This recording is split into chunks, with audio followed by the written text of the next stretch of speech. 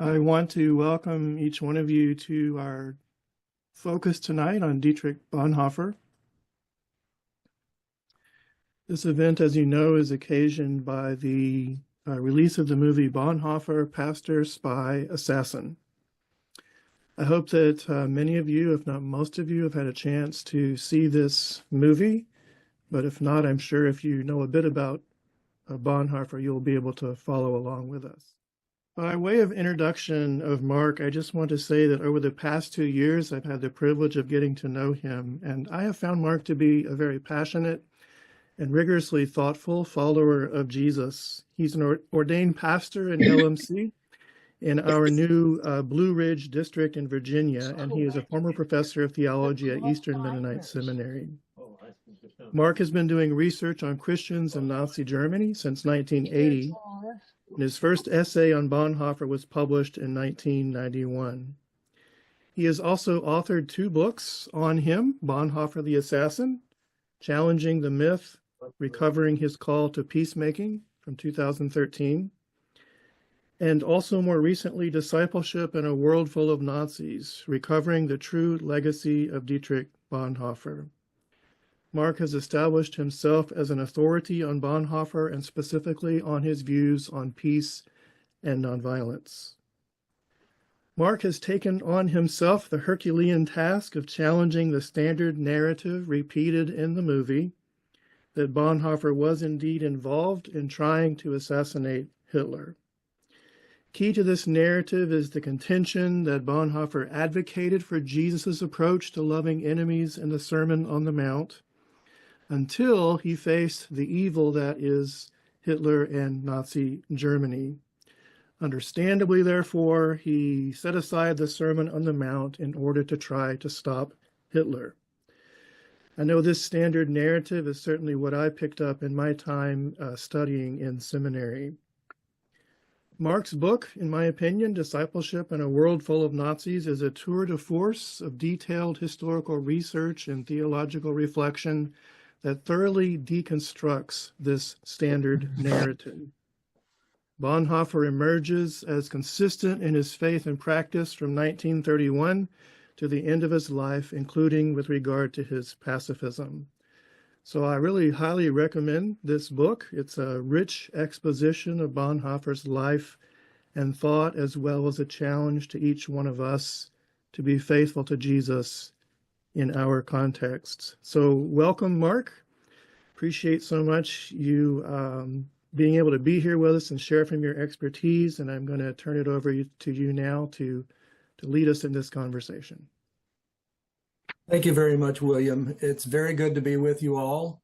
It looks like there's a good number of people with us. I'm sure some of you have seen the movie and some of you haven't. And as you might guess, there are going to be some spoilers for those who haven't seen the movie. I apologize for that if I need to, but it's hard to engage the film if you're not going to engage in some spoiler alerts. So anyway, without further ado, I want to go through first some things about the story told by the film, and then I'll offer my evaluation of the film. So Todd Komarnicki is the writer and director of the film. You've probably not heard of him before, but some of you will have seen some of the movies he's been involved with. He was one of the producers on Elf, very well-known film. He was also the scriptwriter.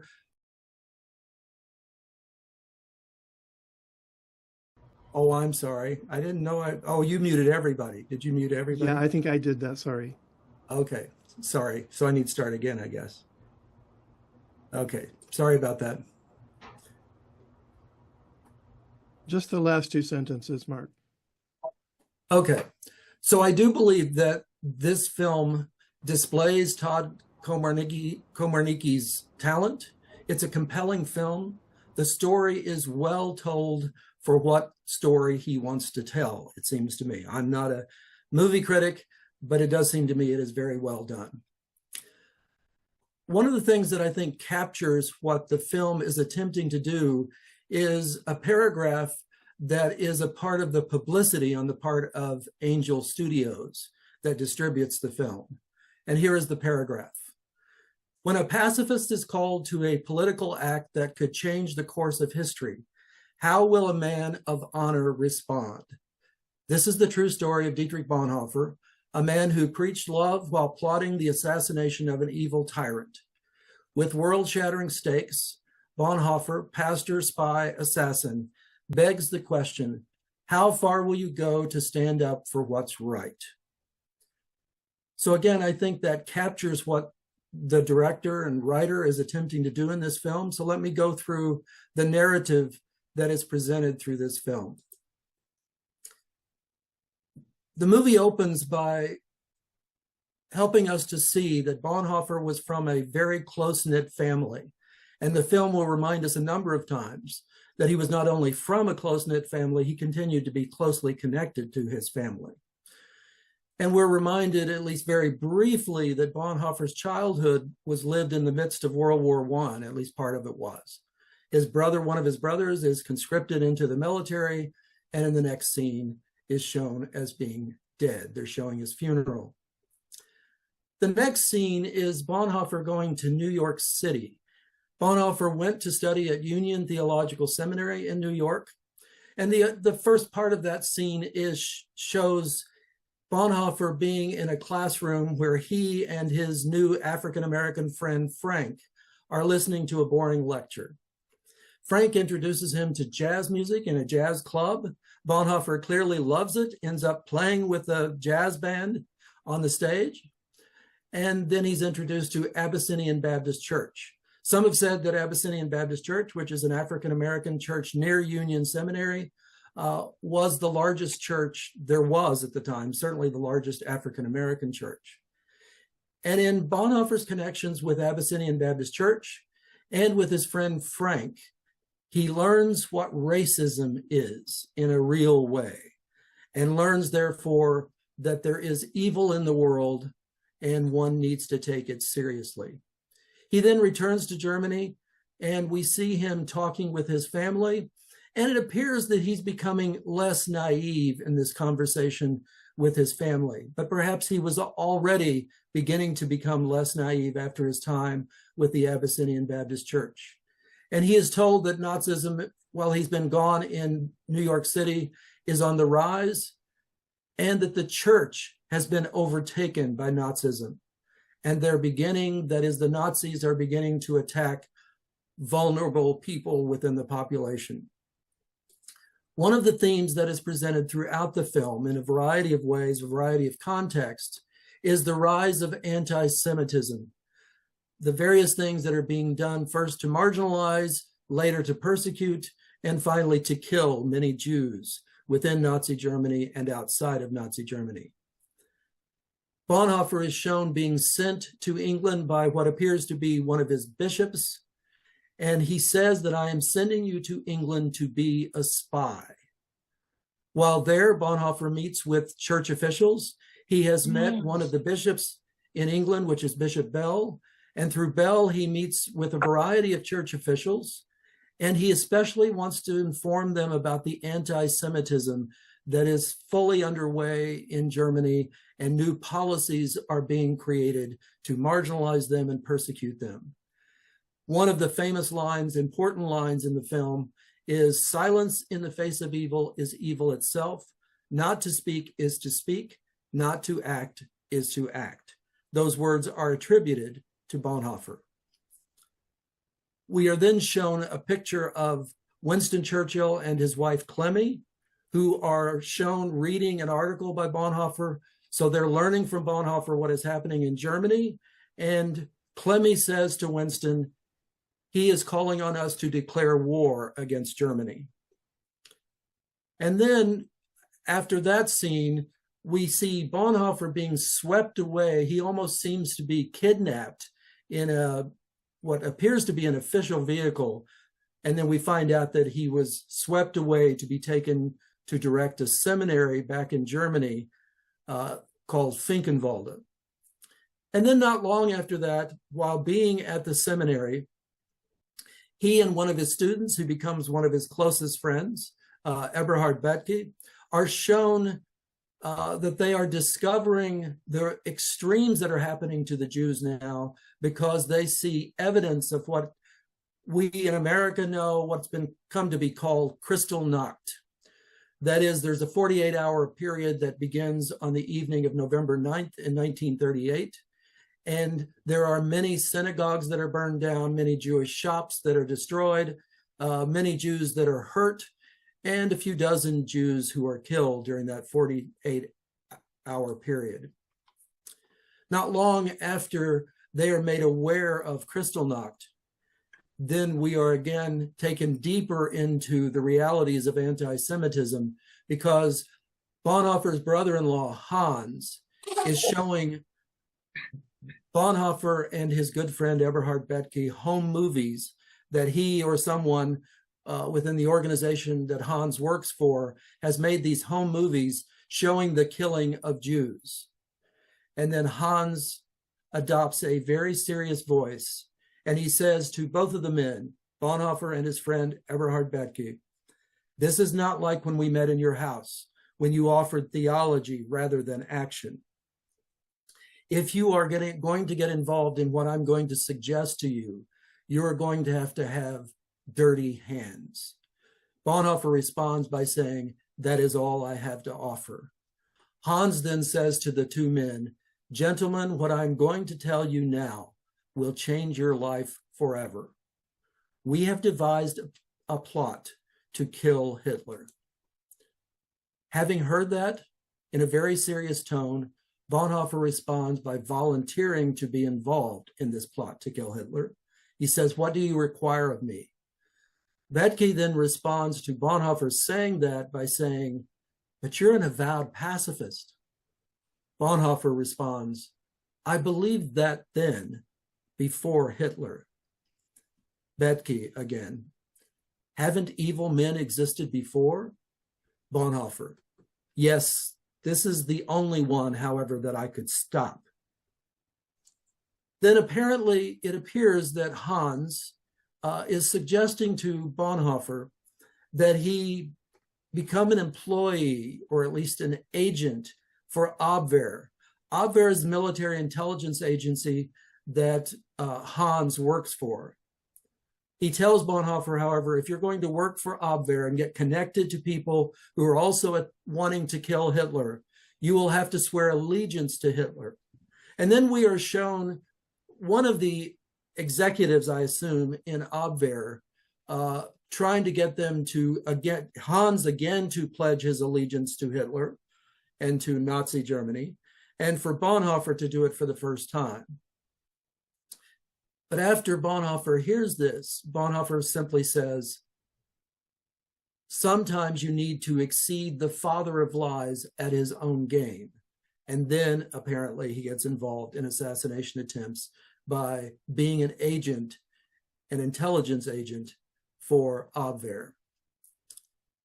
One of the things for those who have seen the film and those who haven't, one of the things to be aware of, or you do become aware of, I think, I certainly became aware of it, is one of the ways in which the director tells the story and makes the intent of his story quite clear is by using a particular framing device. And that is, he has two different kinds of flashbacks, two different sets of flashbacks. The first set is a set of flashbacks that are repeated throughout the film. They're in the very second scene, and then they continue throughout the film. And this is a set of flashbacks that keep flashing back to the last couple of months of Bonhoeffer's life as he is being transferred from one prison to another. They hear bombs falling around them. They see some dead bodies along the way as they're traveling in a bus. And it seems to me the intention of all of these flashbacks is to remind the viewer that this is a man who was imprisoned. Don't forget, this is a man who was imprisoned. And we are eventually told why, so that once we've seen reminders of this over and over again, it sticks in our mind. The other set of flashbacks, I think, is even more pronounced and more defining of what the film is about. Remember, if you have seen the film, or imagine if you haven't seen it, that just before Bonhoeffer returns to New York City a second time, we see him apparently in a planning meeting with a would-be suicide bomber named Rudy. After this meeting, Rudy is assigned to escort Hitler through his annual review of an exhibit of captured Soviet weapons. This review is to last for 30 minutes. Rudy is carrying the bombs in his pocket, and he is to set the detonator to explode the bombs in 10 minutes. The next scene, right after we've seen Bonhoeffer meeting with Rudy, this would-be suicide bomber, the next scene, Bonhoeffer is shown back in New York City, in Abyssinian Baptist Church, but this time in an empty sanctuary.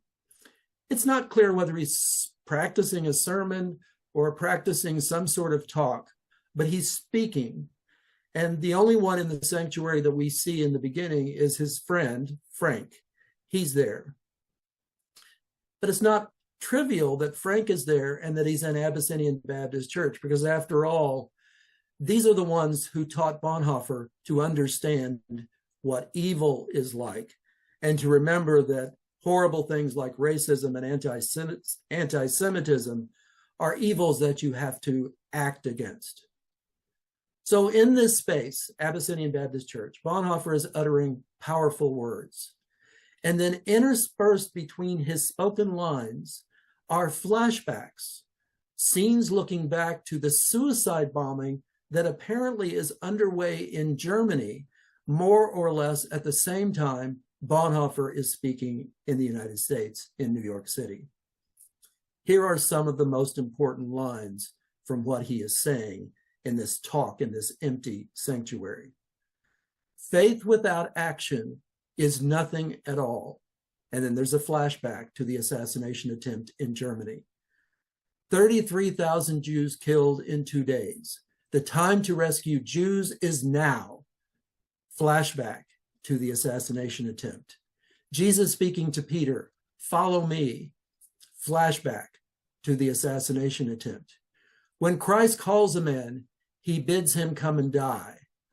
Flashback to the assassination attempt, but this time we are shown that it didn't work. Rudy is shown disarming the bombs in the bathroom. Then the next line is, will you follow me all the way to the cross? These final words uttered by Bonhoeffer in the sanctuary are followed by a brief discussion with the Black pastor of Abyssinian Baptist Church, who has now entered the room, encouraging Bonhoeffer to return to Germany, which is where his cross is. His cross apparently being willing to die for being involved in assassination attempts. Then I've mentioned the flashbacks that occur throughout the film. The final of those flashbacks shows Bonhoeffer's final day, Bonhoeffer's execution. And someone utters what the charges are out loud. He is accused of money laundering and being involved in the assassination attempt on July 20th, 1944. So that's my very brief account of the story that I think the film is intending to convey through its narrative. So now my evaluation. I've tried to be maybe I've not been totally neutral in everything I've said, but I've tried mostly simply to recount some of the high points of the film. I'm grateful that I listened to interviews with Todd Komarnicki, the writer and director of the film, because he's a self-identified Christian. So is at least one of the producers. She was on a panel discussion on YouTube. It appears to me that one could say that in his own way, his motives, the director's motives, are quite good. He sees Bonhoeffer as having been a man for others. He showed compassion for those who were being marginalized and persecuted and killed. The church is to love, not to wield power. Don't other people, he says in a number of interviews, using other as a verb. Don't other people love people. Dietrich Bonhoeffer, also very importantly to Komarnicki, is perceived to be a very real, authentic human being who wrestled with his faith. that seems important to him. And then one of the things that is apparently important to the director and also to Angel Studios is that this man is seen, that is Bonhoeffer, helps remind us that we need everyday people to have everyday courage. He was courageous, and he helps show us what it means to be courageous. So those are all good things, in most of them, maybe all of them, in the right context. But then the rest of this will be fairly critical. Implied throughout the film, implied in the paragraph I read near the end of my comments this evening, is that before Hitler came to power, Bonhoeffer apparently was a naive, pacifist pastor, not speaking out or acting out against evil. He did not truly act responsibly, apparently, until he got involved in assassination attempts. Now, let me be clear, because I don't want to make this film seem uniquely deceptive or dishonest, as I will claim a little later specifically. Nothing about the story told in this film is especially new. I've read 7 biographies about Bonhoeffer. This is the dominant narrative within the biographies. I think what's different is, for the most part, the substance of Bonhoeffer's faith and his theology are mostly stripped from this film. That's not true for most of the biographies. And the one other, I can't remember, the one other drama that's been done, dramatic film, I can't remember whether it does that or not. But this film, contrary to what it claims, I would say, is not a true story. It is very loosely based on a true story, told in a misleading and even deceptive way. So let me name the key elements of that misleading and deceiving. Why is this important to me? Why do I care about this? In some ways, I care about it for the same reason Komarnicki, the director, says he does. In one of the interviews, he mentions that Bonhoeffer is sort of on the Mount Rushmore of Christian figures in the 20th century. I think he's right about that. It's more than 75 years since Bonhoeffer was executed. And within the academic world, there's probably only one, maybe two, I can only think of one figure in the Protestant world who is focused on as much as Bonhoeffer and his writings. But also just in the Christian world in general, The Cost of Discipleship and Life Together have been inspiring books ever since they were published in 1937 and 1938. But more important for me, and I hope everybody who cares about the true legacy of Dietrich Bonhoeffer, is that he really not only taught, but lived a serious kind of discipleship in a world that was full of Nazis, as my book title has it. Christ was central for him, and this means a number of things for Bonhoeffer. It means that he knows that Christ transforms our life through salvation. He knows that Christ enables us to be faithful, and Christ calls us to be faithful in specific terms. And Bonhoeffer was very, very affirming of that. Bonhoeffer, when you read his life, evolved somewhat theologically and spiritually. In fact, he had a dramatic conversion experience while he was in New York City in 1930 and 31, which I'll say a little bit more about in a couple of minutes. While he was in New York City, for the first time, he says, he started to take the Bible seriously, and especially the Sermon on the Mount. Prayer became important to him for the first time, and the church became very important to him. One of the problems with the film is, and Komarnicki says this directly in an interview, that he says Bonhoeffer was alienated from the church after about 1933. That's simply not true. But being concerned, being centered in Christ, caring about the Bible, being a man of prayer and caring about the church, he also believed that Christians and the church should be concerned about the world that God loves. And he expressed this through his activities, which I'll say more about in a minute. So the film leaves out very important defining details. Now, any story that is told about anybody or any period of history has to leave out lots of details. That's always true. You can't say everything, even the things you know. But many of the things he leaves out are defining details. One of the things that for somebody who knows much about World War II, Nazi Germany, and especially the life of Bonhoeffer, the chronology is very confusing in this film. But I assume most people who don't know those particulars, years and dates related to World War II, Nazi Germany, especially Nazi Germany and Bonhoeffer's life, may not think they're confused by it, but the chronology is somewhat confusing. But there's also a misrepresentation. I don't know whether it's dishonesty or whether it's ignorance, but some of the claims that are made, some of the quotes that are put on Bonhoeffer's lips, and some of the context in which the quotes are used are simply deceptive. I don't know any other way to say it. Also, for those who have seen the film, or again, for those who will see it, it's strange that he is never shown being a pastor. He is shown doing one sermon, but I know that the sermon he's doing in the film is in a church in Berlin. It's not one of the two churches he pastored. And though he's portrayed as being at Finkenwald of the seminary, nothing is shown about him training pastors. More of his life was given to training pastors than to any other activity he did after he graduated from the university. He spent 5 years training pastors from 1935 to 1940. And it's on his lips in the film that after 1933, he no longer has any interest in theology. That's simply not true. Bonhoeffer was fascinated by theology to the end of his life. He's writing theology while he's sitting in prison. But for him, theology is always connected to real life. It always motivates him to act in the real world. And again, the film claims, the promotional materials claim that he may have believed in pacifism before Hitler came to power, but that's simply not true. And I'll say more about that again in a minute. Not speaking out, acting against evil before he was involved in assassination attempts, again, it's just not true.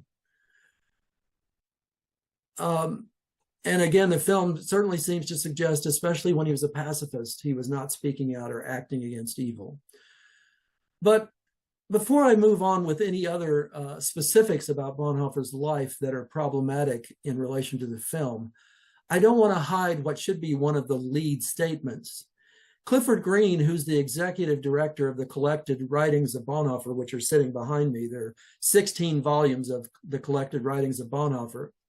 He has said, quote, "No scholar or careful readers of Bonhoeffer believe that he was an assassin, that is, personally involved in attempts to kill Hitler." And he didn't say this in response to the film. He said this years ago. He just believes it's a fact. And I have argued now in 2 books that it's a fact. And again, there are these quotes that are attributed to Bonhoeffer in the film. "Faith without action is nothing at all. Silence in the face of evil is evil itself." I read from a couple of scholars that I respect that Bonhoeffer never said silence in the face of evil is evil itself. It's just not in his writings and the statement that follows that. But it does in some ways catch the spirit of Bonhoeffer. He was a deep man of faith, highly educated in theology, but he always believed that a man of faith, the man of Christian faith, should be a man or a woman who speaks out and acts positively to call people to discipleship and help support people in discipleship, and also speaking out and acting when there are evils around you. So let me go through some of the behaviors and some of the speaking out that indicate that the film is simply dishonest in the way that it portrays Bonhoeffer. And especially the word pacifist only appears one time in the film, and it's only a foil to show them, to remind the viewer of the nonsense of pacifism, because you have to act responsibly. And of course, we all know pacifists don't. I mean, I think that's what the film conveys. So again, let me go through very briefly a list of things that Bonhoeffer was doing where he was speaking and acting in the midst of the world. First, his anti-war lectures. Between 1931 and 1934, following World War II, which was horrible for Europeans, and again, it shows his brother that he died. What it doesn't show is that Bonhoeffer's mother was incapacitated for more than a year because she was so stricken by grief when her one son died in World War II. And yet after that war, a lot of Germans became very nationalistic. World War Bonhoeffer- I. World War I. What did I say? World War II? I'm sorry. World War I. Twice you said that. Yeah, World War I. Sorry. Thank you. Thank you for correcting me. I can do that. Yes, World War I. So following World War I, he gave anti-war lectures between 1931 and 1934 to many different Christians in many different nations, several different nations. And he urged conscientious objection. He thought Christians should become conscientious objectors in whatever country they were in, beginning in 1931, and encouraging his students for the whole time he was training seminary students. In New York City, indeed, he does learn how significant racism is in the United States, and he hates it. And I have no doubt that it motivated him and helped him to have clarity when he went back to Germany and dealt with anti-Semitism. But as I said, he also underwent a conversion.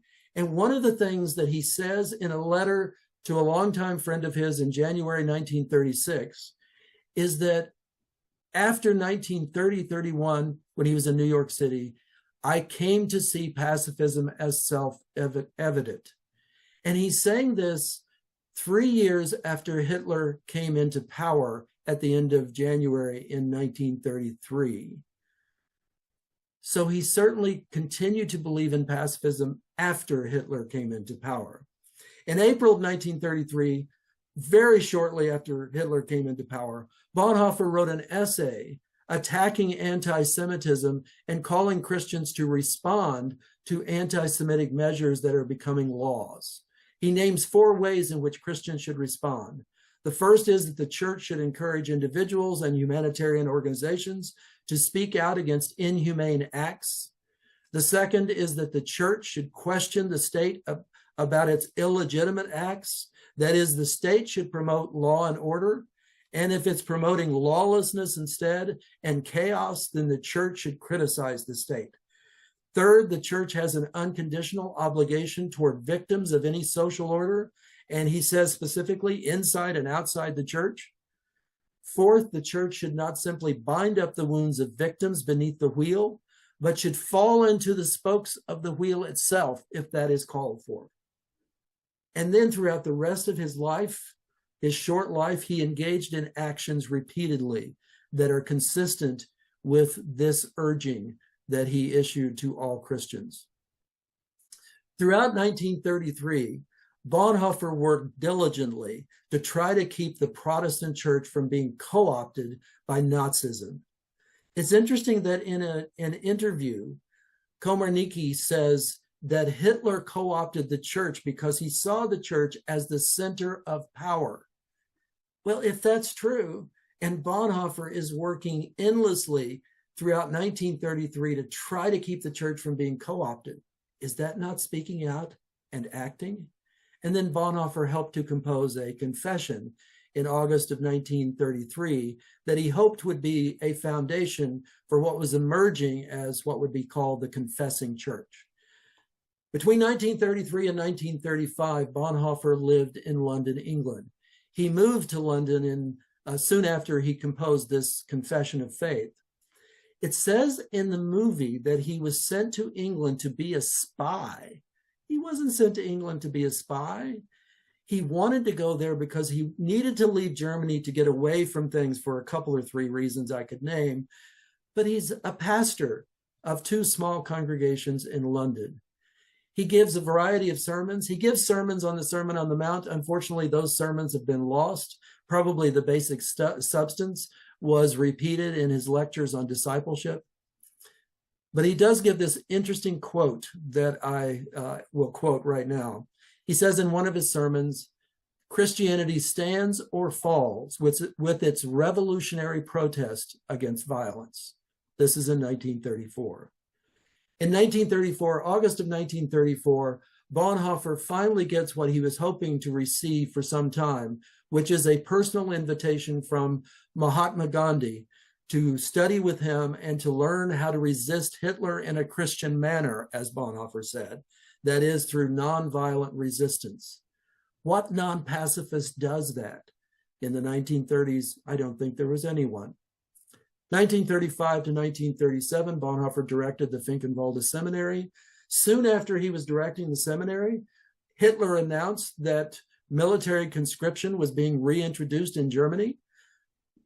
Most of Bonhoeffer's students in the seminary were elated when they heard this announcement from Hitler. This may be difficult for us to believe, but these were members of the confessing church. They were perceived to be the opposite of patriots by most of their fellow Germans, and they considered themselves to continue to be German patriots. So they were happy that Hitler had reintroduced conscription. Not so the director, the founder of their seminary. They noticed that Dietrich was not celebrating this announcement. No, he encouraged them to be conscientious objectors, and he taught them pacifism through the very book that is The Cost of Discipleship, what is now called in a new translation simply Discipleship. He called them to embrace nonviolence and to love their enemies.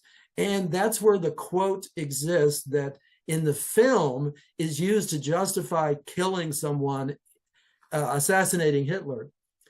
The quote appears in this book: when Christ calls a man, he bids him come and die. I'm sure some of you, at least those of you who are older, will know that. It's a famous quote from The Cost of Discipleship. And again, from 37 to 40, he also continues to train seminary students, but in a seminary in exile, because the Finkenwalde Seminary was closed by the Gestapo in 1937. Bonhoeffer does go back to New York City in 1939. No one would know from the film that the reason he tells his friend Bishop Bell the reason why he's going, and it's because he's a conscientious objector. And in 1939, those who were born in his year, 1906, are eligible for the draft and are going to be drafted into the military. He is a conscientious objector. He wants to avoid that. Some of his friends want to keep him from being killed, which they think will happen. So they urge him to go to New York City to safety.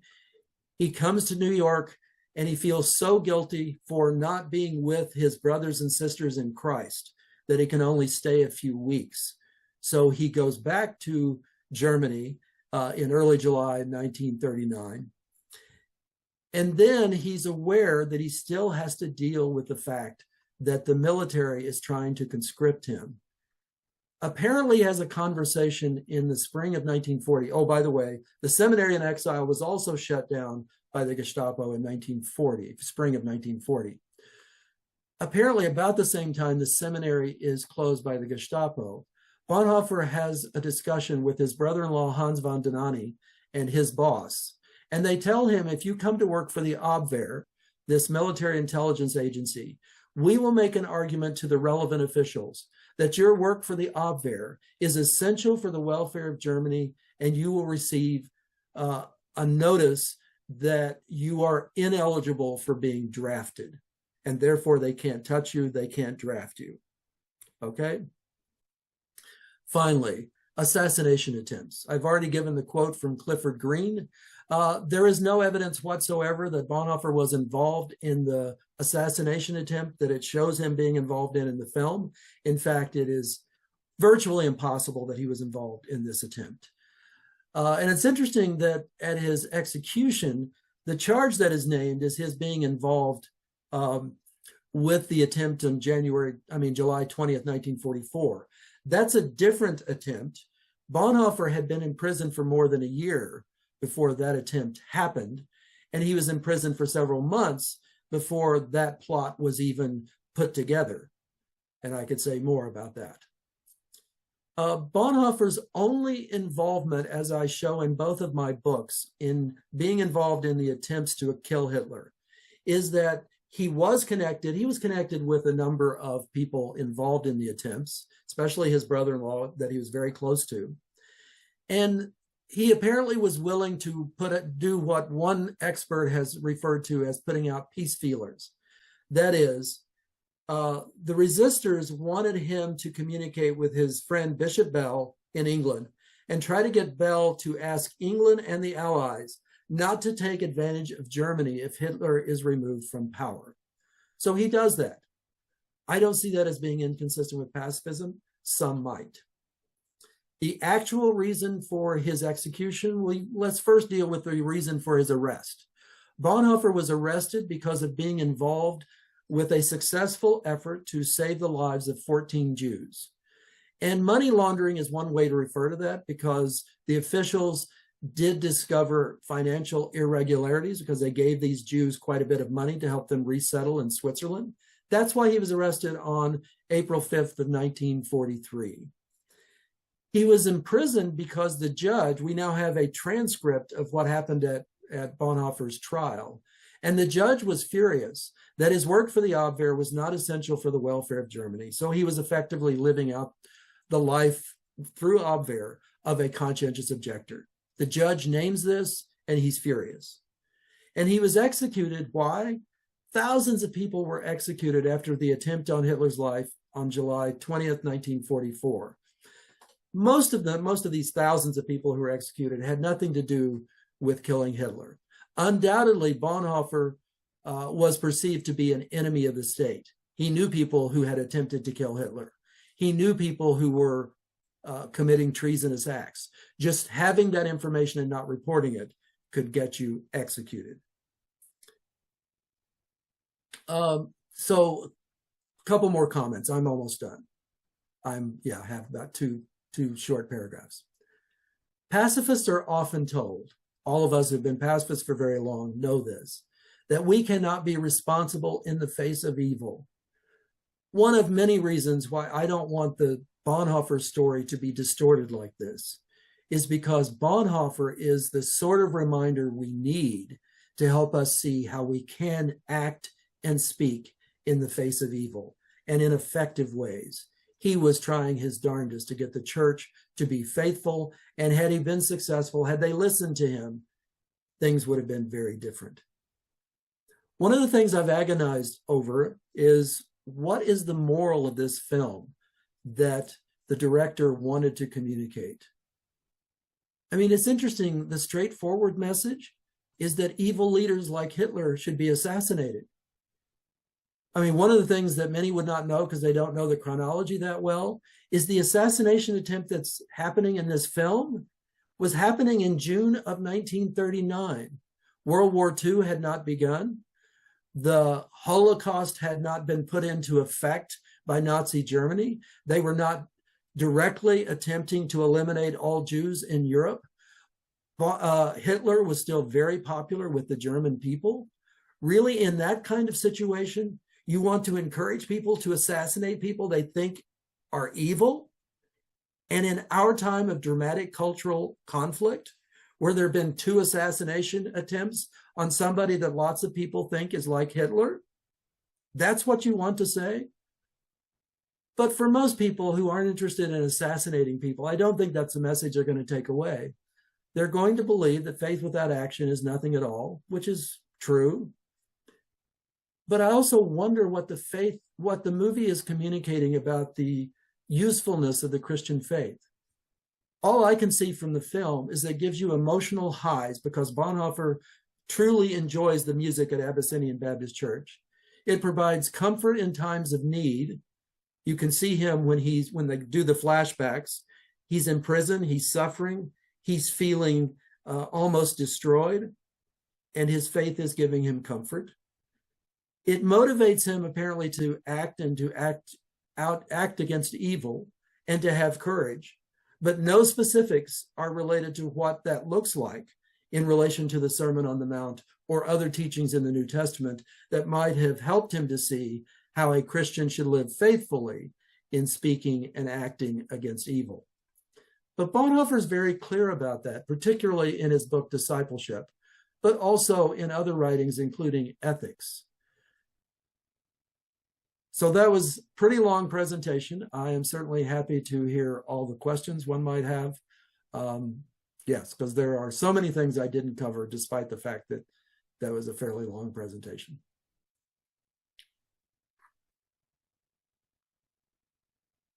At the beginning of this movie, did it start out saying that this is a true story, or that this is based on a true story?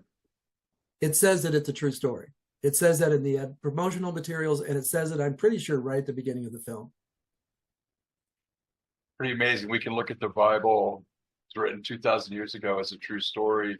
And here this happened, what, 50, 60, 70 years ago. And nobody can agree on that what's the true story, because it seems to be two different takes on it. I didn't see the movie, but I did watch a show on one of the streaming services, and it portrayed Bonhoeffer as a pacifist right to the end.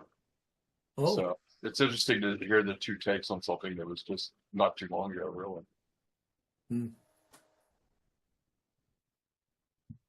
Well, we here in Heston had the Cell 92 version that the two EMU professors have done, and that was the psychology.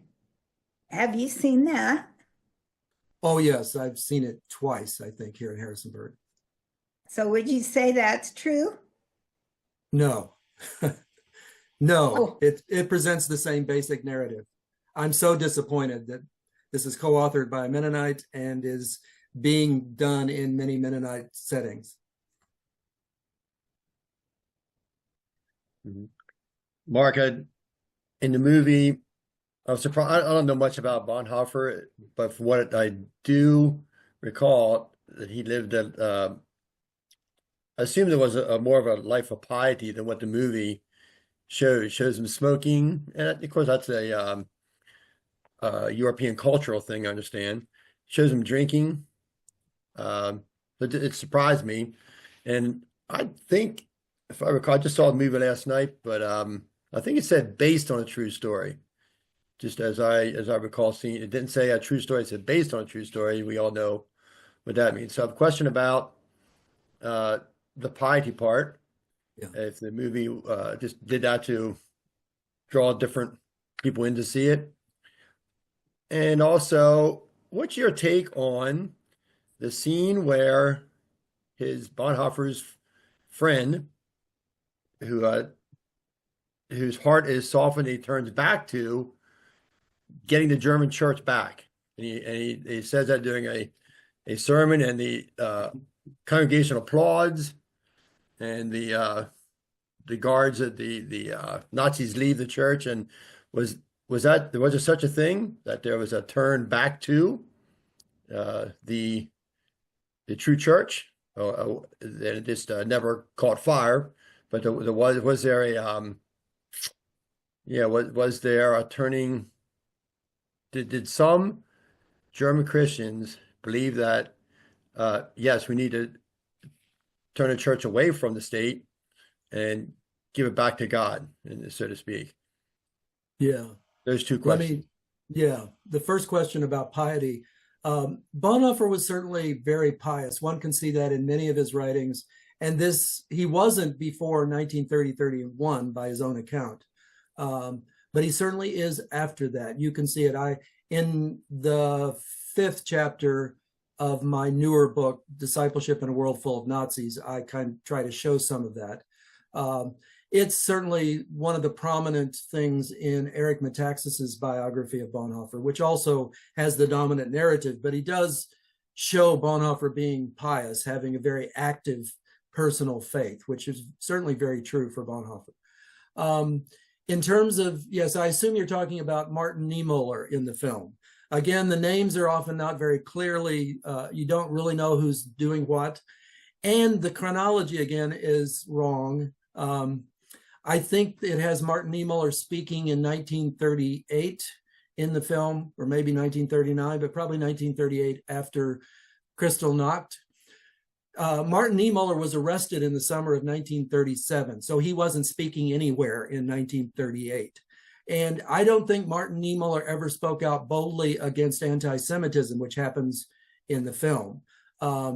He did get arrested because he was very bold. He was one of the leaders in the Confessing Church. He's the one that urged Bonhoeffer to help to compose this confession of faith. And he spoke out boldly against the idolatry that was going on with Adolf Hitler. And that's why he got arrested, I think, because many of his sermons were very bold about how really it was effectively idolatry. And some of that is conveyed in that sermon by Martin Niemöller, as I recall, that is portrayed in the film. But again, it's chronologically out of order. And like I said, I'm not sure he ever spoke out boldly publicly against anti-Semitism. He was quite naive about Hitler for quite a while. Bonhoeffer was irritated with him because he was naive about Hitler.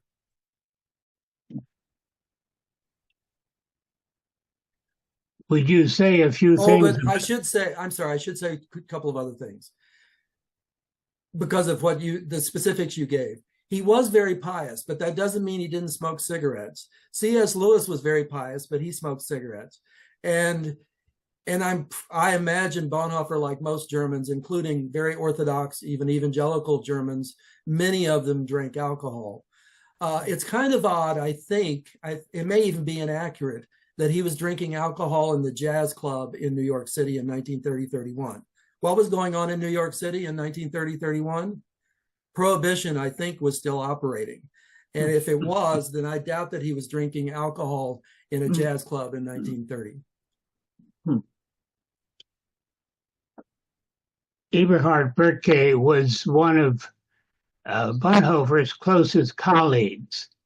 And from what I have read, he doesn't equivocally say that Bonhoeffer retained commitment to pacifism throughout all his experiences. Would you make some comments on that? Yes, the first chapter in my new book, and also you can see this on a YouTube. If you put Mark Thiessen Nation and Bonhoeffer into YouTube, you can probably come to a lecture that I gave on YouTube, that's on YouTube, called the Myth of Bonhoeffer the Assassin. And that became the first chapter of my newer book, Discipleship in a World Full of Nazis.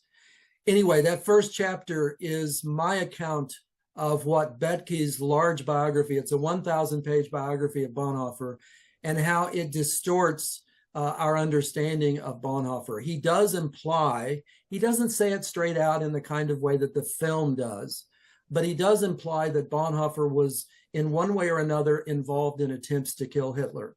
And I think Bethge's biography is the source of the myth that is so dominant that he was involved in attempts to kill Hitler. And then I offer in the second half of that chapter an alternative narrative that I think is closer to the facts as we have them. And yes, so that's probably enough. I could say more about that, but I think, one other thing, Bethge seemed to believe, two other things, sorry.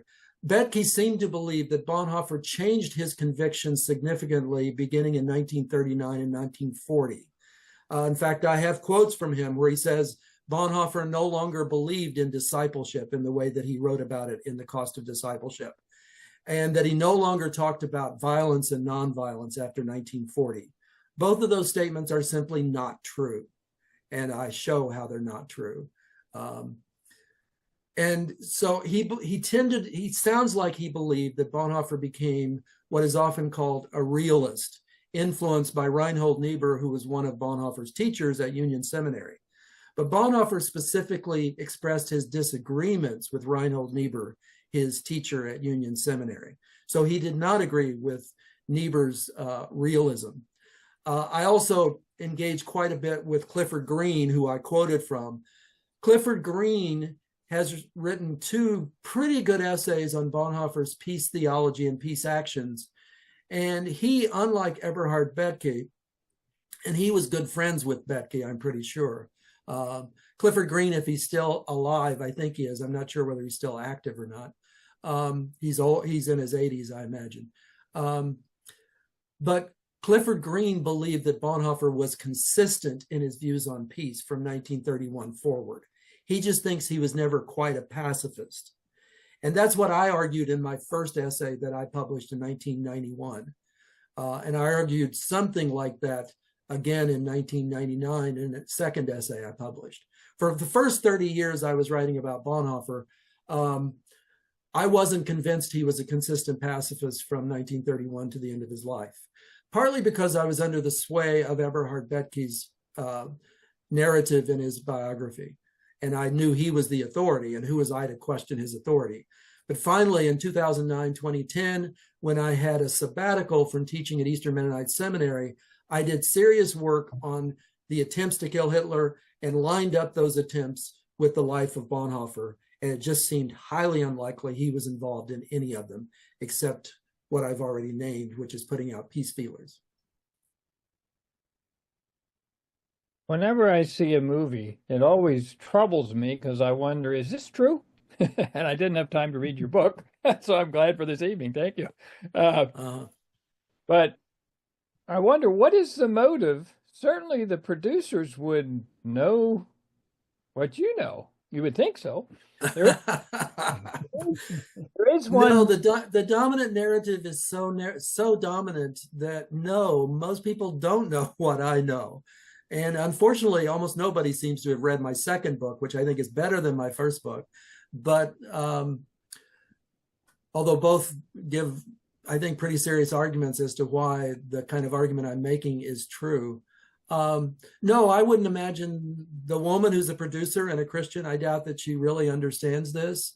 One of the things, again, I don't want to assign motives to the director of this film because I don't know what his motives are. I tried to be as honest as I could about things he said in interviews, most of which are quite good. But most non-pacifists think that pacifists are naive and they can't speak out and act out against evil. That's just a given. I used to direct a peace and justice organization for 6 years. I have spoken in more than 150 churches all across the denominational spectrum, and I know how non-pacifists often think. And it's not unusual for them to think what the director of this movie seems to think. But one of the things he said in a couple of the interviews that I think is maybe just, I don't know, haphazardly dishonest, is he says that he didn't base the film on any biography. He said, the only thing I read to prepare for this film, writing this film, was to read what I could by Bonhoeffer. You can't get his biography just from reading Bonhoeffer's writings. You have to read biographies. So I don't know what he read, but most of the biographies, if not all of them out there, tell the same dominant narrative. Most of them tell it a lot better than the film. Although I love the film in terms of quality, I think it's well done, but it's so fixated on his involvement in attempts to kill Hitler. And most biographies aren't that fixated on it, but they make it fairly important. I did Google quotes by Bonhoeffer after me, and I found one that said, if I'm sitting in a car driven by a madman who's going to drive into a crowd, it's not Christian enough to simply care for the wounded and bury the dead. I need to wrestle the steering wheel out of his hands. I don't know if he said that. It's attributed to him. Most of the quotes like that are taken from informal conversations that people who knew Bonhoeffer think they remember. I've dealt with this in both of my books about oral memories. I don't know how many of you knew the professor a professor of history here at Eastern Mennonite University. What's his name? I've just lost his name. Some of you who have been Mennonite for a long time and know the Swiss Mennonite Church will know the name H.S. Bender. This historian wrote the biography of H.S. Bender. And when I first came here to Eastern Mennonite Seminary. Yes, Al Keim. Thank you, Mark. So I interviewed Al Keim about interviews with people who knew the subject you're writing about. And he cautioned me against taking their memories very seriously, because you never have any idea whether their memories are accurate. In my books, I mentioned that Bishop Bell said things about Bonhoeffer that Eberhard Bethke says definitely were not true. Bishop Bell kept a daily diary, so I assume maybe he had these things recorded, but Bethke still denied that his memory was accurate. And Sabina Drom, who has some conclusions, she's a German theologian who's written a book called Dietrich, Bonhoeffer and the Resistance, and she has come to some conclusions that are very similar to mine. She said that investigating Bonhoeffer's work with the resistance movement, when she interviewed people, she could tell that the memories were just inconsistent. So you have to know that people's biases affect how they remember things. That's just true. Anybody who's thought about this or done interviews with people know that that's true. So who knows who knows what Bonhoeffer had in mind? Bonhoeffer was very close to his brother-in-law, Hans von Dohnanyi. So he knew of people who are engaging, who were willing to kill Hitler or were helping to support plots to get rid of Hitler. It's interesting in the film, again, the assassination attempt is portrayed as being in 1939, which is not accurate. And in 1939, it's also, I think in the film, there's a quote somewhat similar to the one you gave. And I could imagine Bonhoeffer saying something like that really relates to his brother-in-law and what he's doing rather than himself. He cared about what his friends were doing and not just what he was doing. And he had empathy with the fact that, of course, these people were horrible. In my second book, I quote an EMU professor who lived in African countries, and he lived in a country where there was a horrible ruler, and he would often empathize with them. And when he was in circles among friends, he would emote. And he said, surely some of these people thought I agreed with them when they were willing to kill this guy. I didn't, because this man I was talking to, who taught at Eastern Mennonite University, was a lifelong pacifist and was still a pacifist at the time he was talking with them. But with their ways of viewing things, just his empathizing with them and expressing viscerally his upsetness for what this man has once again done, he sounds like, yeah, he would kill the man as well. I can imagine Bonhoeffer being like that in these informal settings, not having any knowledge that these people are going to quote him in the future and use this to say that he abandoned pacifism. Question. In some respects, this is an argument from silence, isn't it? Because we have these clear statements from Bonhoeffer. He had acquaintances, as you've just spoken about. But talking about an assassination attempt, information, knowledge about it is by its very nature highly secret, and those who knew and were involved were executed very clearly, as the German government just went on a rampage. So there's a certain element of unknowingness here we have to acknowledge, don't we, Mark? In some ways, yes. And then yes, in some ways it's certainly true for a variety of reasons. And then I would say, where does the burden of proof lie? One of the things I document in my newer book is that I realized after I thought about it, I hadn't thought to name this in my first book, that in every period of Bonhoeffer's life, there were witnesses who heard him preach regularly, heard him teach, who said he was a pacifist.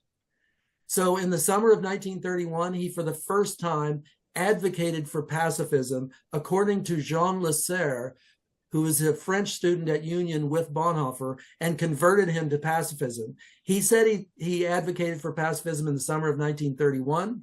We have all these anti-war lectures from Bonhoeffer. Then we have a congregant, a member of his congregation in London, who was one of his good friends, and he said that Bonhoeffer was a pacifist.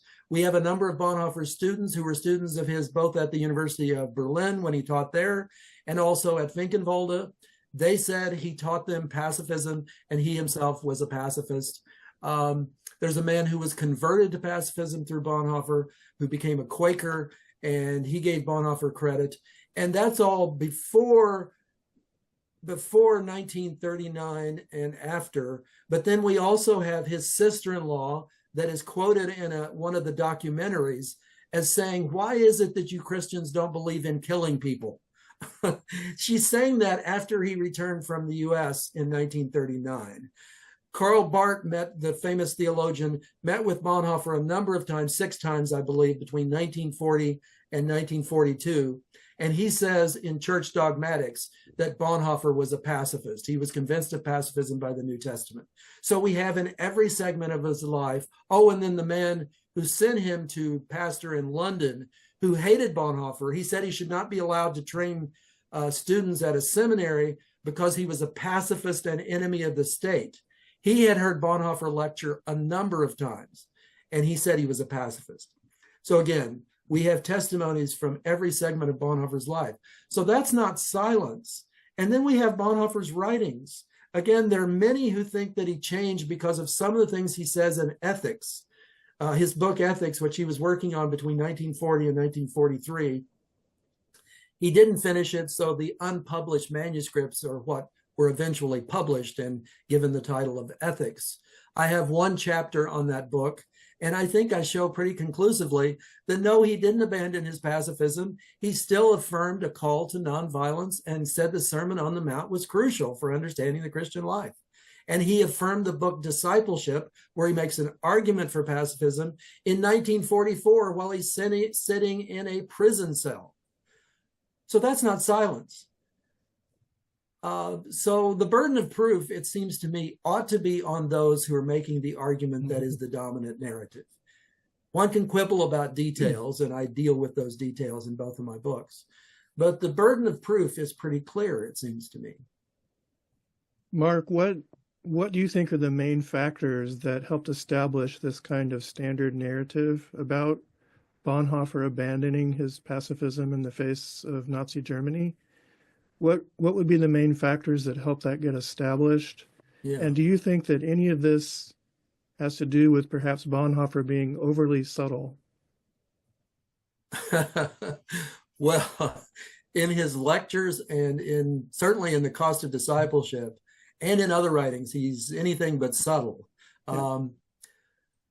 No, I don't think it's so much his subtlety. I mean, Ethics is a very complicated book, and we don't even know the order in which he wanted the essays to fall.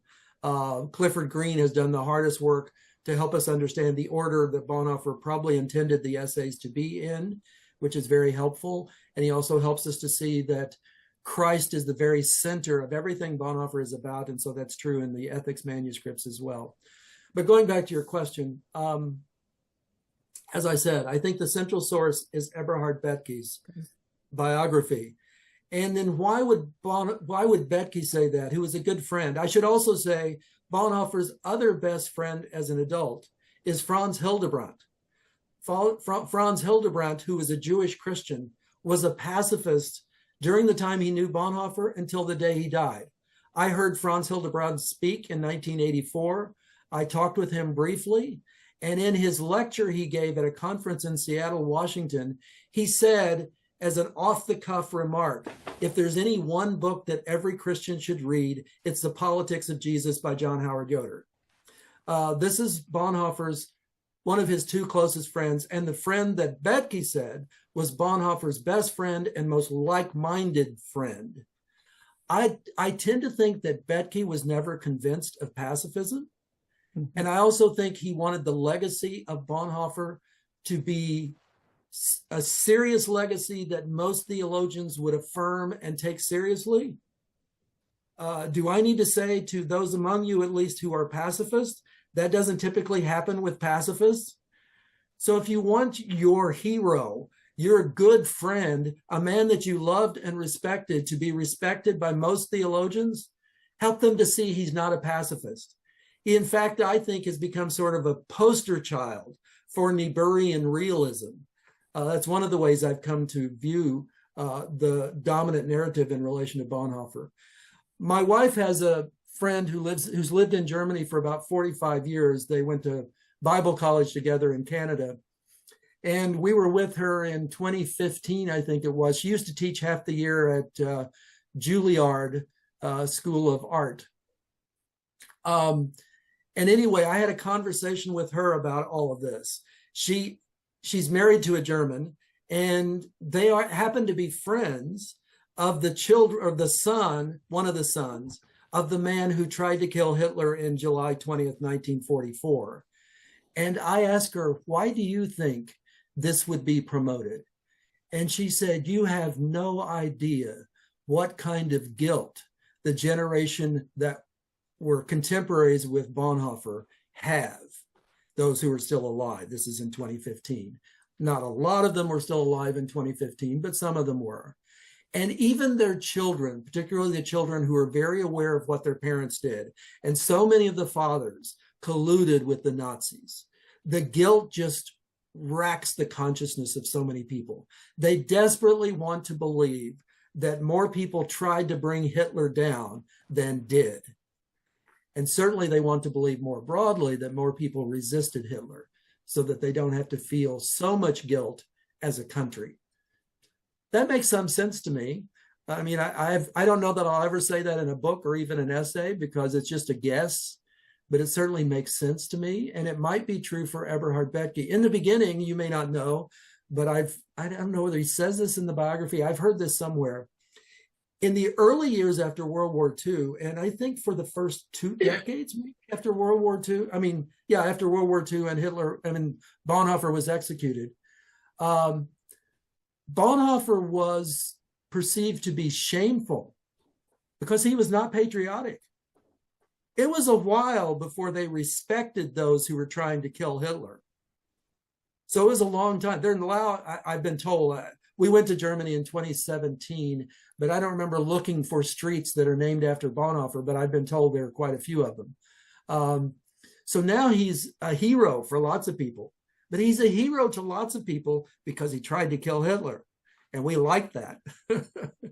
So anyway, so those are my best responses. I mean, who knows why all people, he fits with the way, I mean, I think there's something also that some people like about being able to admire his seriousness. So pacifism requires a certain kind of seriousness. And you can see if you read The Cost of Discipleship, this is a serious Christian. But you also want to believe that, but when he deals with real evil, somebody like Hitler, somebody that's truly evil or anti-Semitism at its worst, you have to kill people that you have to kill. Yeah. Mark, thank you for your insights. After viewing the movie, I find your perspective helpful. As we're reflecting here, our conversation is picking up a number of things from Bonhoeffer that feels very Anabaptist. What are your thoughts? Where did this influence come into Bonhoeffer's life? Do you have any ideas there? Right. It's an interesting question. It's interesting. Again, I mentioned H.S. Bender. Some of you will know who H.S. Bender was. H.S. Bender, when he finally got around to publishing, well, let me back up and say the other thing first. I discovered in reading Al Keim's biography of Bender that Bender and Bonhoeffer were in class together at the University of Tübingen in 1923. It's just an interesting factoid, not particularly important. I doubt that they met each other. It was a very large dogmatics class or systematic theology class, but they were in the same class together. H.S. Bender, when he finally got around to publishing his doctoral thesis on Conrad Grebel, in the published version, published by Herald Press in, I think, about 1950, he says in a passing remark that he starts talking about the fact that pacifism has gained in some popularity in Europe. And he says, in some ways, though not all, Dietrich Bonhoeffer is very much an Anabaptist, something like that. That's my vague memory. I think I quote that. I have the quote in the first appendix of my new book. But it's a fascinating quote. I think probably Bender, in the first edition of The Cost of Discipleship, and for a long time in The Cost of Discipleship, there was a foreword written by somebody that I'm sure affirmed that he was involved in attempts to kill Hitler. It's probably because of that Bender didn't think he was quite an Anabaptist. Also, let me just mention that this is not quite let me answer the question directly and then say one other thing that's indirectly related to the question. I think interestingly related to the question. So I don't know. I mean, it seems to me, I'm not a great expert in German theology in the first few decades of the 20th century, but I don't think discipleship was a very popular topic in Germany in the 1930s when Bonhoeffer wrote The Cost of Discipleship. I do know that he was quite familiar with The Imitation of Christ by Thomas à Kempis, Some of you, I imagine, will have read that. It used to be considered the second most popular book among Christians in the history of Christianity after the Bible. I don't know whether that's still true. It's probably not true anymore, given the number of books published and so on. But Thomas à Kempis's book, medieval book, called The Imitation of Christ, is certainly about discipleship in its own way and uses the language of discipleship. And he was encouraging his mother. I think one of his letters, either he's telling her to read it or his mother has told him that she's been reading it. So he was quite familiar with that book. Other than that, I don't know how he came to, well, I do know a few of the influences. So let me give, I don't want to go too much in the academic weeds in relation to all of this. But Karl Barth, some of you will have heard of. Karl Barth was a significant theologian. Some people think in the Protestant world, he's perhaps the most important theologian since the Reformation, and certainly one of the most important theologians in the 20th century, if not the most important. Well, he deeply influenced Bonhoeffer. Bonhoeffer first read him in 1924 and 25. He met him for the first time in 1931. He loved his lectures. Barth invited him to dinner. He loved Barth in person. He found him fascinating. He regretted not having studied with him. He was deeply influenced by Barth. The influence of him by Barth is largely about the otherness of God. We should not confuse God with simply, one of the famous quotes from Barth is you can't speak of God by speaking of the human with a loud voice. Humans and God are in separate categories, and we have to remember that. Barth got this partly from Soren Kierkegaard, and Kierkegaard was also a significant influence on Bonhoeffer directly. Indirectly through Barth, and directly just by Bonhoeffer reading Kierkegaard. While Bonhoeffer was walking around on the grounds at the Finkenwalde Seminary, so it is said, he carried a copy of Fear and Trembling by Kierkegaard, one of his most famous and influential books. And Fear and Trembling, Kierkegaard also wrote about the otherness of God, but Fear and Trembling is about basically obeying unquestionably what God tells us to do. And that was certainly a strong emphasis of Bonhoeffer's, especially in the book Cost of Discipleship, which again, I talk about a little bit in my newer book. The other thing I was going to say is one of the things I say in my first appendix in my newer book is that, the accusation is made, again, I know enough to know I should not be surprised about this. I guess I wasn't surprised about this, that a number of Bonhoeffer scholars accuse me of just being so biased as a pacifist that I can't read Bonhoeffer honestly. So in my first appendix, I give an account of my history with Bonhoeffer and with pacifism. And I didn't even know who Mennonites were when I first read The Cost of Discipleship. The Cost of Discipleship was what opened up the way for me to be open to becoming an Anabaptist and becoming a Mennonite, although I was already a pacifist before I read The Cost of Discipleship. But it certainly opened up the world of discipleship to me, that book. So one of the things I say in the first appendix is that in some ways, Bonhoeffer made me and helped to make the Mennonite church of the 20th century into a discipleship believing community. And the way I name that is that it is said in Al Keim's biography that Harold Bender did not see discipleship as one of the key tenets of Anabaptists when he first started his academic career at Goshen College. It was Robert Friedman, who was a Jewish Christian, who convinced Bender at the beginning of the 1940s that discipleship was one of the key tenets of Anabaptism and therefore of Mennonites. And so by 1943, the winter of 1943, when Harold Bender gave the address that became the famous essay called The Anabaptist Vision, by that time he had become so convinced that discipleship was a key tenet of Anabaptism that he said that in that lecture, which became an essay called The Anabaptist Vision. But he didn't believe that before. And according to Al Keim, discipleship was not really a word used much among Mennonites before that essay was published. I don't know whether that's true. It's what Al Keim said in his biography of Bender. And then after Bender becomes convinced that discipleship should be a tenet of the Christian faith and should be a key tenet for Anabaptists, then he starts teaching a course on discipleship at Goshen College and Goshen Seminary. And one of the first textbooks he uses is what? The recent translation of The Cost of Discipleship. And between the time he gave that lecture and the time he started teaching that course, who was one of his students?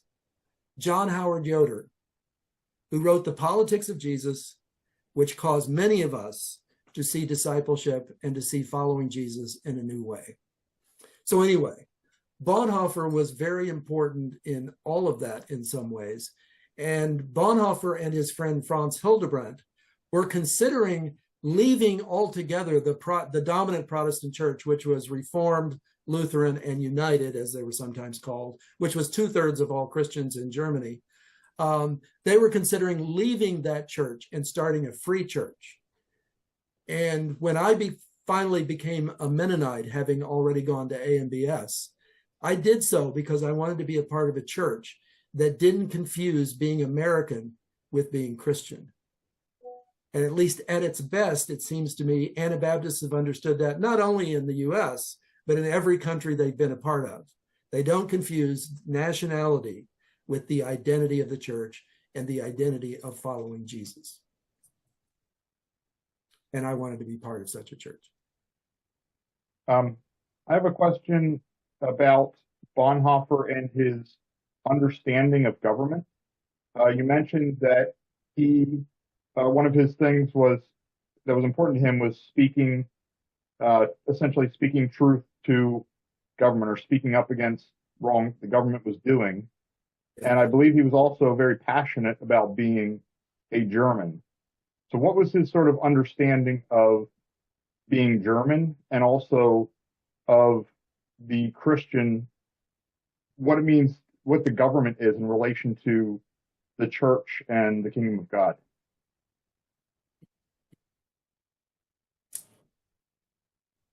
I wish you hadn't asked that question. Why is that? For two reasons. One, it certainly, I mean, I know I'm actually happy such questions are asked.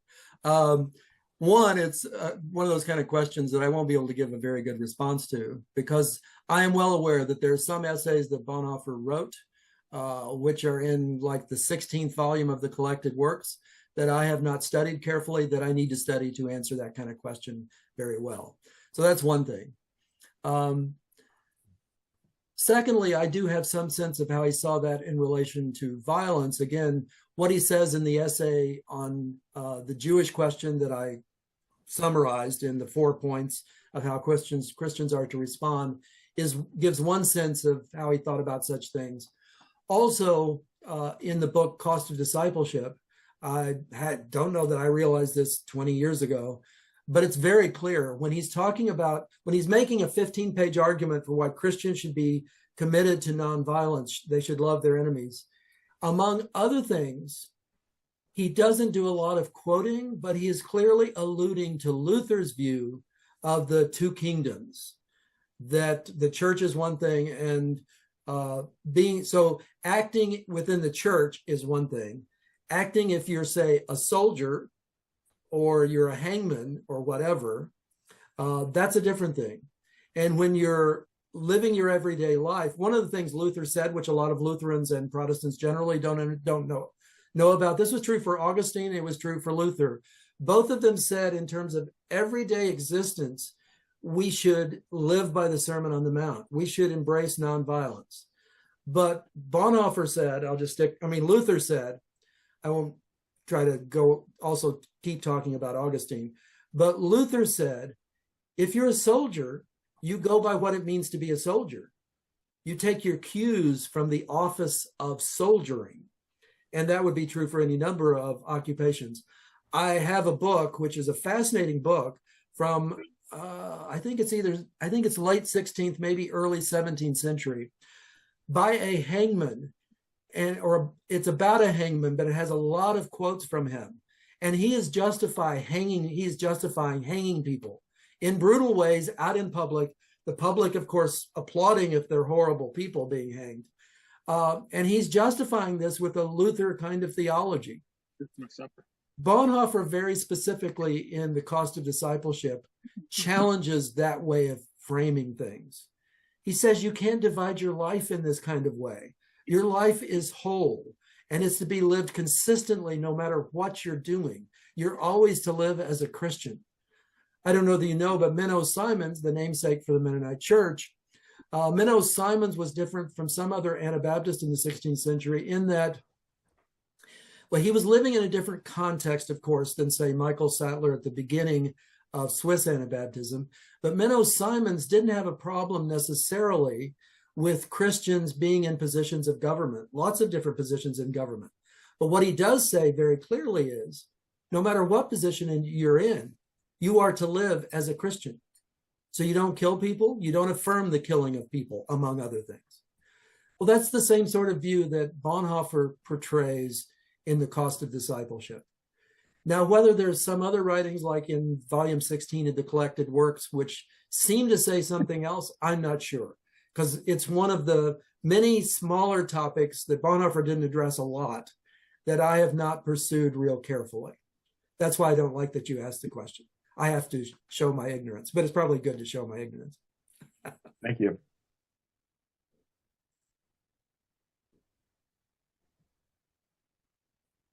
I just want to check to see if there are others who have maybe a couple of questions here before we start to wind down.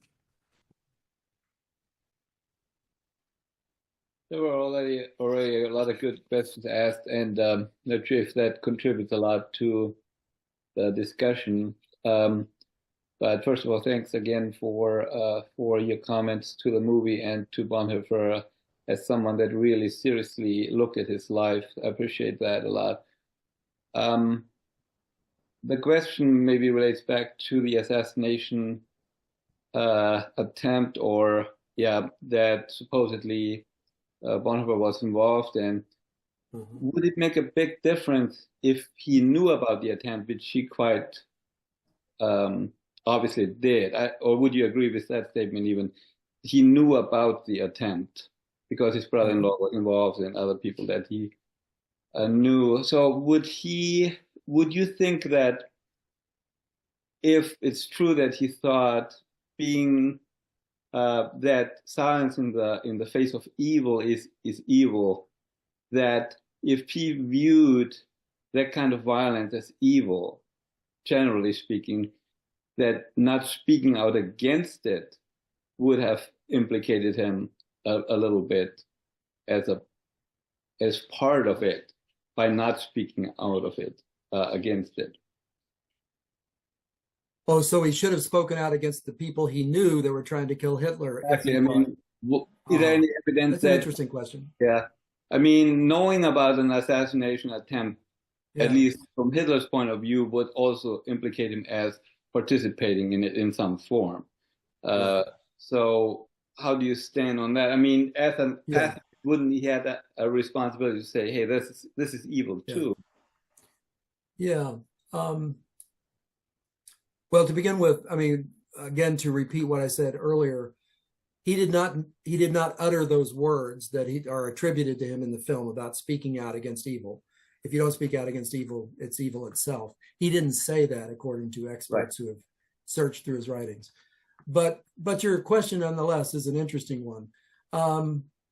Here's what I would say. I mean, I hope I communicate this, especially perhaps in my chapter on ethics, chapter 5 of my newer book, and maybe also the chapter on letters and papers from prison, that I'm fairly generous with Bonhoeffer in relation to a variety of things. Again, in living in Nazi Germany, say in 1943, you're living in an extreme situation. There are not a lot of options for you to do very many things. You speak out publicly against anything in 1943. If you may know this, I mean, it's conveyed in various movies about Nazi Germany. If you were caught listening to the BBC by 1943, after really not too far into the war, you could be arrested and possibly executed. If you protested your children going into the Hitler Youth, you could be arrested. If you protested having to eat margarine rather than butter, you could be arrested. It was very dangerous. They were clearly trying to shut people up and cause people not to act by instilling a lot of fear into them. And they succeeded. And I think the director of this film is exactly right. Bonhoeffer did not allow himself to be curtailed in that way. He was very courageous. But he was really opposed to most of his former students entered into the army. And he didn't think they should do that. But there's this one incident that I report in both of my books, I think, where Bonhoeffer is encountered by one of his former seminary students. He has on his army uniform, and it has decorations on it, which means he's killed a number of people. And the man who's reporting this is a clip in the best documentary, I would say, of the documentaries that are out there is called Dietrich Bonhoeffer, Memories and Perspectives. For a while, at least, you could buy it through Amazon Prime for 99 cents. I doubt that you still can, but you can view it through Amazon Prime. But anyway, it's a good documentary in many ways, and it's older, so there are a lot of interviews with Bonhoeffer's friends and family who are still alive. And there's this interview with his former student that I'm referring to right now. And anyway, they're speaking in the summer of 1942. He has his army uniform on, he's decorated, and he himself says that he felt so much shame because he knew that Bonhoeffer had taught them to be conscientious objectors and had tried to convince them to be pacifists. But he didn't see any alternatives, so he went into the military. But he said, I am committing myself from this day forward. He means when he gets out of the military, I think, that I will never do this again, because he remembers what his teacher taught him. But he also says that in their interactions, Bonhoeffer is very gentle in the way that he interacts with this former student. So it's not like he tells him you're doing horrible things. Well, likewise, his brother-in-law that he's very close to, some of the other friends he has who are in the resistance movement, some of whom have been involved in assassination attempts. His brother-in-law had been. Well, let me finish that thought and then state one more thought. This is an extreme situation. These people have never resonated with some of his convictions. They don't agree probably with his commitment to nonviolence. They don't understand his interpretation of the Sermon on the Mount. Most of Bonhoeffer's immediate family, and probably much of his extended family, are nominal Christians, if they're Christians at all. His father's an agnostic, at least one of his brothers is an agnostic, but none of them attend church regularly. And this is kind of deceptively portrayed in the film. You would guess that they were churchgoers, but they really weren't churchgoers. So they were nominal Christians. So they don't agree with him. How is he going to relate to them when they, given their commitments, is trying to stop evil in the way that they want to do it? They're going to engage in acts of violence. The other thing I thought of is that though he was aware of things that were happening, I don't know that any of the people he was really close to, including his brother-in-law, had much to do with these attempts to kill Hitler while he was closely connected with them. His brother-in-law, for instance, Hans von Dohnanyi, who's portrayed in the film, he was involved in an attempt in 1939, I believe, in late 1939. Bonhoeffer was not working for the Abwehr until October of 1940. In 1939, he's still training seminary students in a remote place. He doesn't see his brother-in-law very often at all. So he's probably not connected to his brother-in-law when he's actively involved in attempts to kill Hitler. The attempts that are close to Bonhoeffer, that is the attempt that is portrayed in the film, is one that happened in March of 1943, a few weeks before Bonhoeffer was arrested. That attempt and the other one that happened in March of 1943, both of those were not centered in any people in the Abwehr. They were centered in something called the Army Group Center. So there was a different man in a different agency that was putting together these attempts on Hitler's life, including the one that Rudy was involved in that's portrayed in the film. Bonhoeffer didn't know those people. His brother-in-law actually tried to secure bombs for one or both of those two attempts, but Bonhoeffer probably didn't know that, because you don't talk a lot about securing bombs. This is something that's very dangerous. It's not like you chatter a lot about it. I doubt that Bonhoeffer knew about that. And then Bonhoeffer's arrested on April 5th, 1943. So, and he's arrested because he helps his brother-in-law to try to save the lives of 14 Jews. So it's not like he was good friends and had close relationships with people while they were attempting to kill Hitler. I mean, he had connections in high places throughout Germany. I don't think at the time he had close relationships with most of the people involved in assassination attempts. Not that there were that many. And again, the guy who tried to kill Hitler in July of 1944, that man, when Bonhoeffer was arrested on April 5th, 1943, that man was still on the battlefield fighting for Hitler. He was about to receive serious wounds and then would be in the hospital soon after Bonhoeffer was arrested. He wasn't even planning the attempt yet, but Bonhoeffer didn't know him. He was an officer in the military. So anyway, those are the things I would say. I mean, again, I mean, living in Nazi Germany during those years was an extremely difficult thing to do. It had so many challenges in so many ways, but I think those would be my responses. Thank you. Let me just put out a last call for questions here. We have one in the chat bar that I'll mention from Andrew.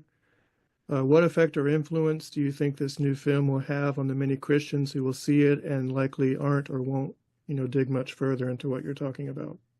Yeah. I mean, I don't think it matters whether the film claims to be a true story or based on a true story. I think most Christians, most people who watch the film are going to take away from the film that this is the real story, more or less. I mean, I think most people who are honestly trying to tell a story, and when they say it's based on a true story, there's just a lot they don't know. You have to construct dialogues because you certainly don't have records of all the dialogues and so forth and so on. But they try to portray it honestly often, it seems to me. I think that's their attempt.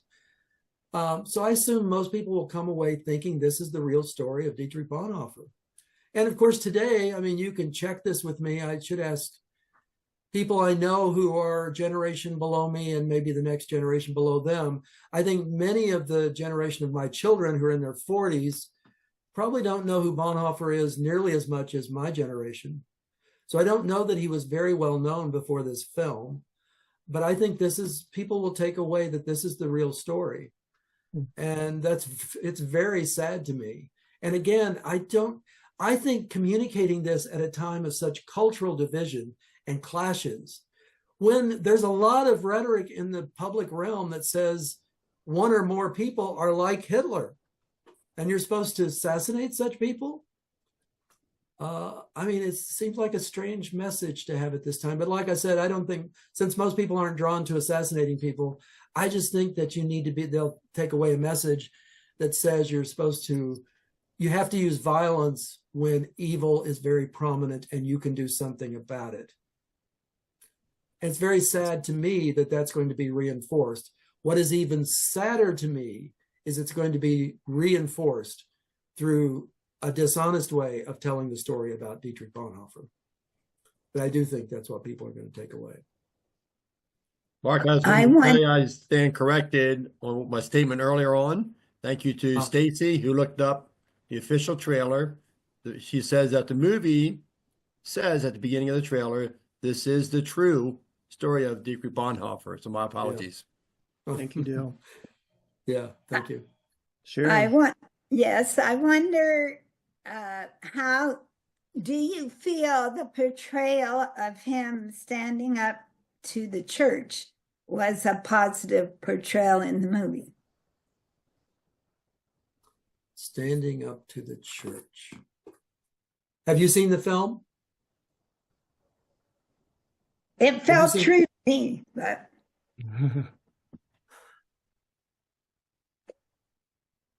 Well, what do I say to that? I think in some ways it shows other people standing up more than him to the church. I mean, again, it says so many times it's portrayed in the film as saying he's against religion. I always wonder what people mean when they say that today. And I wonder what the filmmaker is trying to say when he has him say that. But once I heard him say in an interview, they thought Bonhoeffer was mostly against the church and alienated from the church, which is not true. I wonder if that's what he's intending to have Bonhoeffer say implicitly. So he doesn't really, doesn't show him challenging the church. It shows him really pretty early in the film, he is becoming involved in attempts to kill Hitler. And so that's what's the dominant narrative pretty early on. So Mark, what about the idolatry of the German church? Well, does he say that? The Nazification of the German church. Well, one of his family members says that to him. His father, in fact, again, chronology, it's hard to know what the time is. He has just come back from America. The way the film portrays it, he has very recently come back from the U.S. Well, he came back from the U.S. in 1931. Is he meeting with his family in 1931? Is he meeting with them in 1932? As I hear them speaking, it sounds like Hitler hasn't been appointed the chancellor yet, which happens at the end of January 1933. So if that's true, and his father starts saying, so it's not Dietrich that says it, but his father says the church has been totally taken over by the Nazis. That doesn't happen immediately. Bonhoeffer works for months over 1933 trying to keep that from happening. It doesn't happen immediately, and it certainly didn't happen in 1932. It did start happening pretty early. There were moves being made very early, but there were meetings, there were debates, there were a variety of things that happened, and Bonhoeffer was involved in many of them, but it doesn't show all of that. Yes, his father says that the church has been co-opted by the Nazis. And then Martin Niemöller is portrayed as basically saying that the church, in fact, he looks into the Nazi soldiers' faces and he says, I want you to go back and say that your Fuhrer is not God. But those are Martin Niemöller's words, not Bonhoeffer's words. Bonhoeffer is shown in Berlin preaching a sermon from Matthew 23, you hypocrites, and so on. That's about as close as he comes. And I looked quickly through Bonhoeffer's sermons in my collected works of Bonhoeffer. I couldn't find any sermon that had that as its basis. So I'm not sure that's an honest portrayal of what he said. But he certainly, if that might be perceived as his challenging the church, that's the only time. That's not much, since that was the whole of his ministry. I mean, the whole of his ministry was mostly pastoring people and shaping pastors to be faithful disciples and to know how to resist from a foundation of being rooted in Christ. That's not shown in the film at all. Very little is shown of him working with the church, which is what he gave his life to after he came back from America. You would never know that from the film. So I think it's a very poor portrayal of his connections to the church. He was grieved by the church without question, and he hated what was happening to the church, which is why he and Franz Hildebrand discussed leaving the church, but they didn't. He got involved with the confessing church and provided some leadership. We need to remember two things about him during the period from 1933, when Hitler assumes power, really till he died, but certainly through the time he was active in the church, in church activities. He was young, and very young, and he was relatively unknown. He was born in 1906. So when Hitler comes to power, he's not very old in January of 1933. And he's not well known, but he's working hard to try to keep the church from being co-opted by Hitler and the Nazis. Let's see if there's one more question, and then I have a question that we'll end on. Is there one more question for Mark? I have one. Oh. I did see the movie. I was pretty disappointed in the movie because I thought it, for the large part, ignored Bonhoeffer's writings and his work in the Confessing Church. And I felt like the movie was portraying the writer's own convictions of just war and redemptive violence. But there was a scene at the end of the movie that I thought gave the movie tremendous credibility. It's the last scene where Bonhoeffer was offering communion to the convicted prisoners, and there was a guard who wanted to join in the communion. And one of the prisoners said, "No, not at our table. We will not share communion with this guard." And Bonhoeffer said, "It's not our table, it's the Lord's table." And I thought that one scene really gave tremendous value to the movie. Do you know, was that an actual scene? Did that actually happen? Yeah, I would have to check to determine whether or not I think it's accurate that sort of exact transaction happened between him and one of his guards.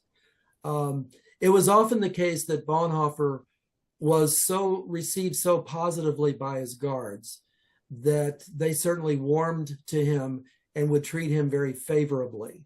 If you remember I think it's that same guard who is portrayed as trying to help him escape. And that's not accurate at one of these places that it shows him being at, but there was a guard in his first prison experience in Tegel, which is where he was the longest. There was a prison guard there who was willing. Basically the same thing happened. He was willing to help Bonhoeffer escape, and Bonhoeffer refused his help, mostly because he thought it would endanger his family if he left and they found out he was gone. I think the scene about, did they have, I don't remember whether they had communion. One of the things, again, so much is stripped out that is specifically theological, spiritual, church-related, and so on. He was asked by some of the prisoners to do a sermon at that same time, and he did a sermon. Well, that's not portrayed at all. You would never guess that. But he did a sermon. I can imagine that they also shared communion. I can't remember whether that's true or not. And I certainly don't remember whether he did the act of including the guard. I can imagine that. And I agree with you. It's a powerful scene. And in some of the interviews, the director specifically mentions that. That was very important to him. And if you remember, also with that same guard, he tells him that I forgive you, if you remember. I'm pretty sure it's the same guard. And the guard is angry that he says that to him. But he does say to the guard, I forgive you. So I agree with you. It's a powerful scene. I'm not sure it's accurate. There is so much fabrication in the movie, but it may be accurate. I don't remember. Mark, I'd like for us to end our time with this, and wondering if you can just summarize a couple of themes for us for why Bonhoeffer is important for us today and what we can take away from him. Yeah, well, thank you for letting me do this evening. Thank you all for joining us. What would I say? One of the things I'm wrestling with right now is whether to devote whatever productive years God gives me to just studying Bonhoeffer and either writing some more or trying to get speaking engagements, whatever, but also for my own enrichment. This was a man of serious faith. It began with reading Karl Barth. It continued with writing his 2 graduate theses, but it really was solidified by his time in New York City. He was indeed energized by the serious Christian life he saw at Abyssinian Baptist Church. And I'm convinced, as the movie portrays, honestly, that he was also moved by the racism he saw there. He also took courses at Union Seminary where he read about racism. He deliberately read books about racism, and he would read newspapers and articles to know what was going on in the US related to racism. So he learned a lot in those ways. But also his French friend, Jean Lasserre, convinced him to read the Sermon on the Mount in a new way, and he became a pacifist. And he remained a pacifist for the rest of his life. And what he shows us is what it's like to live a serious Christian life that takes your personal relationship with God through Jesus seriously, allowing God to empower us and listening to God. It took him a while to see that you listen to God through the scriptures, especially, but not just through the scriptures, also through your relationship with God, through regular prayers, for reading the Psalms. He said that his main task in the last few years of his life was to do a commentary on Psalm 119. He only finished 20-some pages of his comments on Psalm 119. But he loved reading the Psalms. He loved praying regularly. He clearly was a serious disciple. As I said, I went to this conference in Seattle, Washington in 1984.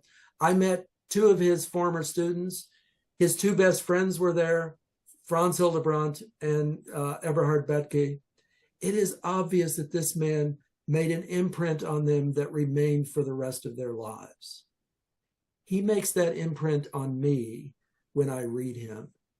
It is a moving experience, and I am grateful to God for this witness, which is why it so grieves me that this movie has so distorted the witness that he gives to us. And it's not just about nonviolence. He was a very serious theologian, and he wrote about a number of things in terms of theology, but he was also a deeply spiritual man whose life and thought were rooted in the God known through Jesus Christ. And for that, I give thanks. Mm-hmm. Amen. Thank you, Mark. We appreciate so much your expertise and your willingness to share with us this evening. And wherever we come out on this, whether we like the movie or not, or the various historical reconstructions, we just appreciate so much your contribution to us, and we're just grateful for you sharing with us. So thank you all for coming. We'll have to do some more events like this from time to time as we can. Blessings to you, and may you have a good rest of your evening. Yes. Thank you all. Blessings to you.